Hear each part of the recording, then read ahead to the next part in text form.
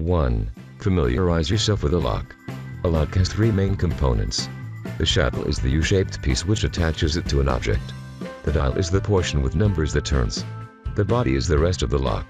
If you hold the lock with the shackle on top and the dial facing you, typically the locking mechanism is on the left side of the shackle. 2. Practice pressure. To find a lock combination, you will need to pull it gently on the shackle. Too much pressure will make it impossible to turn the dial. Too little and the dial will spin freely. You should exert gentle pressure. This may take some practice. 3. Find the first number. Pull it gently on the shackle and hold it in place. Turn the dial clockwise, listening carefully until you hear the lock click. Start with a good deal of pressure and gently let up as you spin it around until you meet resistance in only one place. If the dial catches every few numbers, you are pulling too hard. If it never catches at all, you are not pulling enough.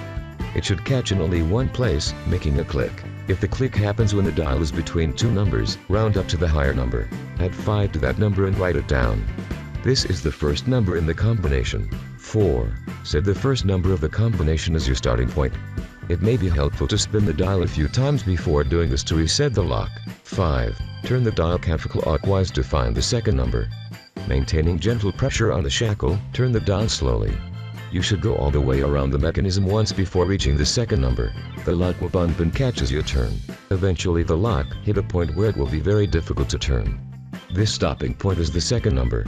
Note it on the same piece of paper. 6. Try combinations. One method of finding the third number is to simply test every possible combination. Set your first two numbers as if you were ready to unlock. Then turn the dial clockwise very slowly, testing each possible combination. At this point there should be only 40 possible combinations. You do not have to reset the first two numbers for each combination. Simply turn one number then tug. Repeat the process until the lock opens. 7. Test for the third number. A different method for finding the third number is to test the catch. Spin the dial clockwise a few times to reset the lock and set it at 0. Apply upwards pressure on the shackle and turn the dial clockwise. The lock will catch several times, allowing for slight movement back and forth between two numbers. Write down the number in the middle. For instance, if the lock catches between 33 and 35, write down 34 on a separate piece of paper. This is not necessarily the final number. The lock will also catch pairs between numbers. For example, the range might be between 27.5 and 29.5. If the middle number is not a whole number, such as 28.5, do not write it down.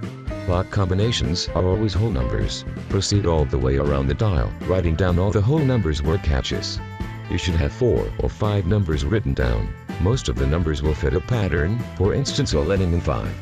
The one number that does not fit the pattern is the final number in your combination.